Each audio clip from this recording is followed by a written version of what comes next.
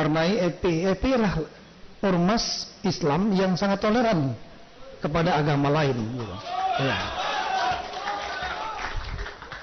Jadi ini menarik bagi kita. Dalam suasana yang katakanlah tidak perlu di gedung besar acaranya, tidak perlu diliput media massa besar, dihadiri mungkin kurang dari 500 orang di sini, tapi gemanya ini sangat besar sekali karena dilaksanakan oleh EPI. Ini gemanya bukan hanya di Jakarta, gemanya ini nasional. Assalamualaikum warahmatullahi wabarakatuh. Pertama-tama kita ucapkan puji dan syukur kita kehadirat Allah Subhanahu wa taala, Tuhan yang Maha Esa. Untuk mempersingkat waktu, sambutan berikutnya yaitu akan disampaikan oleh Bapak Kapolda Metro Jaya Al-Mukarram Irjen Polisi Dr. Andes Haji Muhammad Tito Karnavian MA PhD. Kepada Bapak Kapolda Metro Jaya dipersilahkan.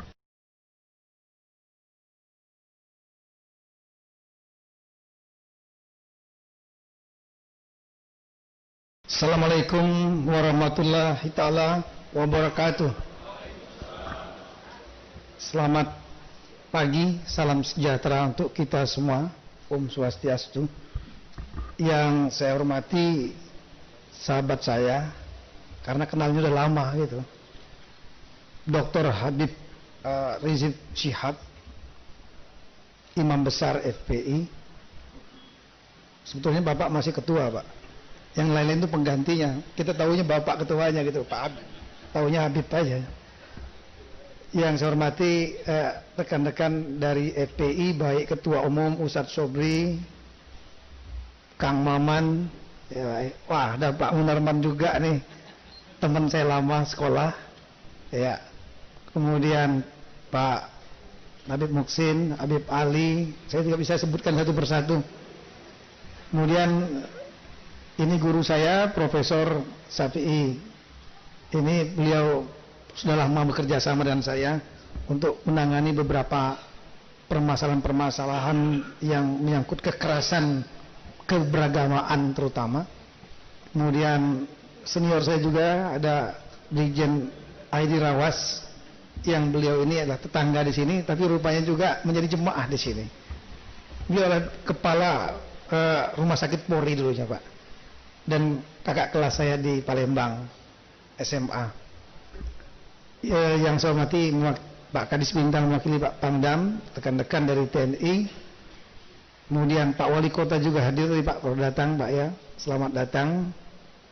Kemudian yang mewakili Kak Kamil Kementerian Agama, Pak. Terima kasih waktunya. Dan terutama narasumber, moderator, sekaligus juga bapak-bapak dari lintas agama. Saya kira ini momentum yang sangat luar biasa bagi pandangan saya pribadi. Kenapa? Karena temanya adalah mengenai dialog lintas agama. Tema yang sangat penting. Sangat penting bukan hanya bagi Jakarta, tapi juga bagi Indonesia. Yang kedua, yang menariknya dilaksanakan oleh FPI, dan di tempatnya FPI ini, alhamdulillah. Tepuk tangan dulu buat FPI ini. Kenapa? Karena adanya kegiatan seperti ini jelas akan melepaskan stigma yang mungkin dilabel oleh media massa, yang kemudian mempengaruhi publik bahwa FPI adalah organisasi massa yang radikal, yang militan, identik dengan kekerasan dan seterusnya, intoleran. Tapi dalam kenyataannya, saya paham, kalau saya paham karena sudah lama dengan teman-teman FPI dan banyak bergaul, termasuk berdiskusi banyak sekali dengan imam besar, paham pemikiran beliau. Beliau sangat toleran sebetulnya, dan itu mewarnai FPI. FPI adalah ormas Islam yang sangat toleran kepada agama lain. Ya. Jadi ini menarik bagi kita. Dalam suasana yang katakanlah tidak perlu di gedung besar acaranya, tidak perlu diliput media massa besar, dihadiri mungkin kurang dari 500 orang di sini, tapi gemanya ini sangat besar sekali karena dilaksanakan oleh PI. Ini gemanya bukan hanya di Jakarta, gemanya ini nasional nih. Ya. Nah, kemudian Bapak-bapak dan Ibu-ibu sekalian, saya ingat satu buku pernah saya baca. Bukunya sebetulnya itu adalah editor, karangan editing, kumpulan dari sejumlah tulisan. Bagi saya menarik. Ini terkait dengan topik dialog lintas agama. Judulnya adalah Destructive Power of Religion. Itu diedit oleh namanya Harold Ellens. Dia mengatakan bahwa agama itu sebetulnya diturunkan untuk memberikan nilai-nilai yang konstruktif, membangun, mendamaikan, memberikan kedamaian bagi masyarakat, bagi umat di dunia ini. Entah agama apapun. Sebetulnya nilainya, tujuan utamanya adalah positif. Tapi kemudian di dalamnya juga berisi nilai-nilai yang destruktif, menghancurkan. Kita tentunya masih ingat bagaimana kasus Ambon dan Dipusu antara umat Islam dan umat Kristiani. Saya betul dengan Pak Habib Rizik, saya juga, kita sama-sama menangani Pusu saat itu tahun 2005, 2006, 2007. Kemudian bagaimana korban berjatuhan atas nama agama, bukan hanya di Indonesia. Kita lihat bom Bali, atas nama agama korban berjatuhan. Kita ingat tahun 2000, saya sendiri menangani berapa gereja meledak dan pelakunya sudah ditangkap. Saya interview atas nama agama.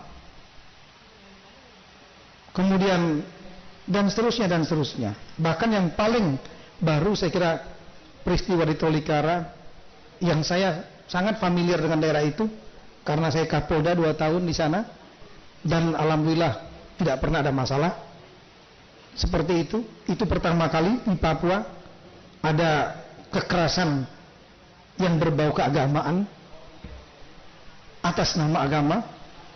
Di luar negeri juga begitu. Kita masih ingat mungkin kasus 9/11, 3.000 lebih meninggal atas nama agama. Kemudian bukan hanya dalam dunia Islam, ratusan tahun di Irlandia Utara, Kristen, Katolik, dan Protestan itu juga perang atas nama agama. Kemudian di India, kelompok Sikh Hindu juga atas nama agama. Dan rekan-rekan mungkin masih hafal, masih ingat di Jepang ada sekte namanya Aum Shinryu yang meledakkan bom, saya ulangi, meledakkan bom gas sarin di kereta bawah tanah, puluhan orang meninggal dunia atas nama agama Buddha, dan seterusnya. Jadi kekerasan atas agama bukan dominasi satu agama, terjadi di beberapa agama lain.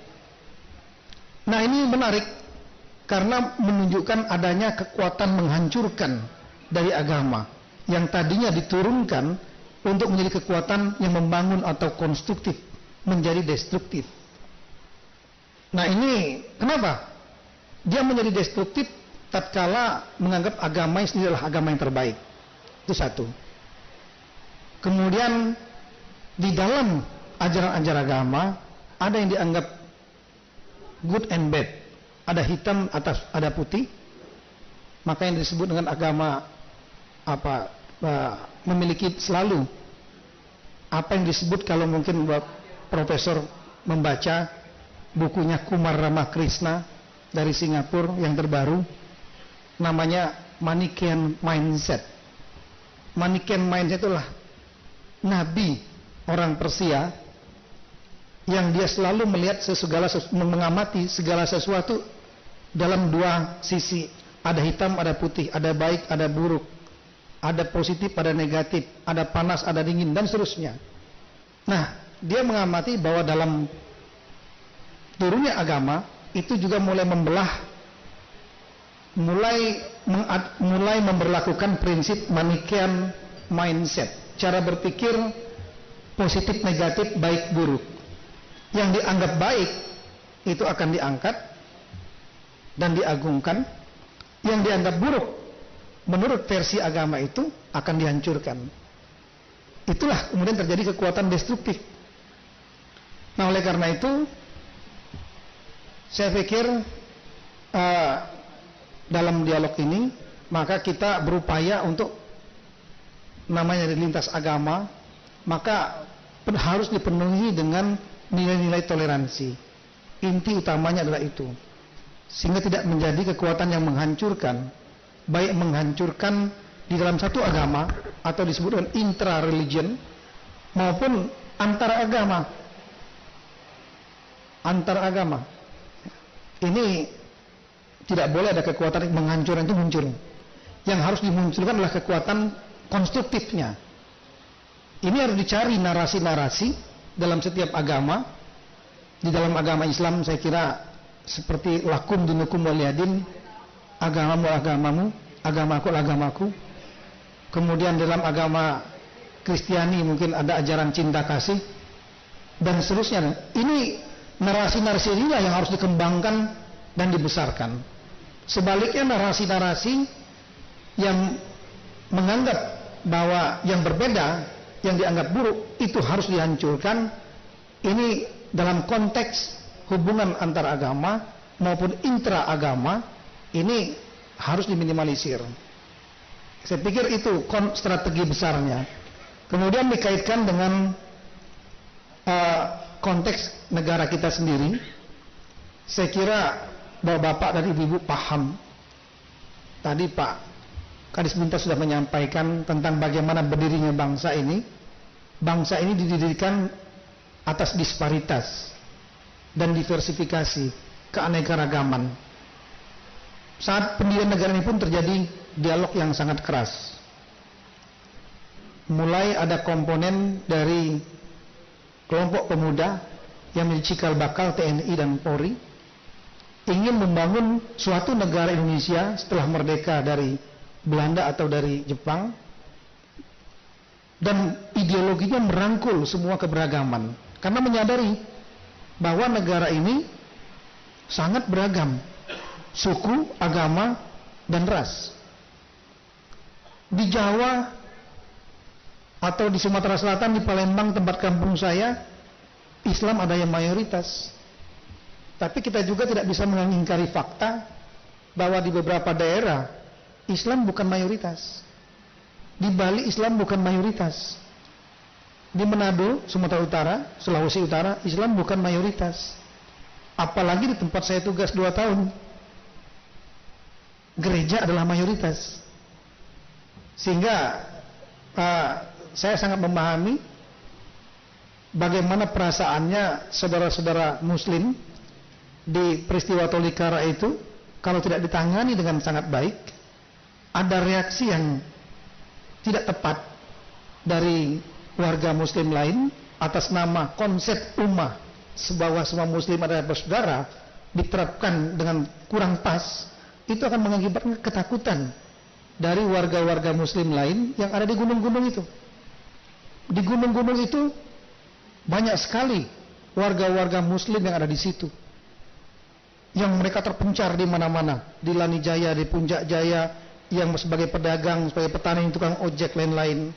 Mereka adalah minoritas. Di tengah-tengah mayoritas warga Nasrani. Faktanya memang demikian. Jadi kalau kita bereaksi berlebihan di sini, yang kasihan mereka. Saya pernah 2 tahun di Poso, dan saya berdialog dengan warga Muslim yang ada di Poso. Setelah mungkin Pak Habib berapa kali datang ke sana, Pak Habib Rizik, saya menetap 1,5 tahun menangani konflik itu. Di dalam kota Poso memang dominan mayoritasnya Muslim, tapi di luar Poso mayoritas Nasrani. Di tengah-tengah kota Poso ada warga-warga Nasrani juga, ada warga-warga Hindu. Tapi di luar kota Poso mayoritas Nasrani juga banyak terpencar kelompok-kelompok kecil warga Muslim, termasuk pesantren Wali Songo. di Kilo 9. Pada saat dialog dengan warga Muslim Poso, saya menyampaikan kepada tokoh-tokoh sana, antum jangan egois. Kenapa? Kalau antum menyerang warga Nasrani di dalam kota Poso, yang deg-degan itu adalah warga Muslim yang ada di daerah stronghold, di daerah basis kekuatan Nasrani yang ada di Tentena. Jadi seperti kasusnya pesantren Wolosongo diserang oleh warga Nasrani tahun 2000 bulan Maret itu terjadi penyerangan dulu di dalam kota gereja, dan kemudian warga Muslim Nasrani mengungsi ke daerah Tentena dan sekitarnya. Kemudian pada saat mereka menyerang balik, yang diserang bukan kota, yang diserang adalah warga Nasrani Muslim yang nggak tahu apa-apa di sebelah sana. Mereka menjadi korban. Saya bilang, anda bapak-bapak jangan egois. Anda kuat di sini dalam kota, di sono nggak kuat warga Muslimnya. Sama seperti di Papua sekarang, kita bereaksi berlebihan, di sini kuat, di sono deg-degan semua. Apalagi mohon maaf, nanti mungkin menyentuh pada saat dialog. Kalau kita mempermasalahkan misalnya SKB 2 Menteri tentang pendirian tempat ibadah yang diantaranya harus ada izin 60 warga setempat, itu 90 jemaah tapi 60 warga setempat. Kalau itu dipermasalahkan, di Papua itu kan banyak masalah.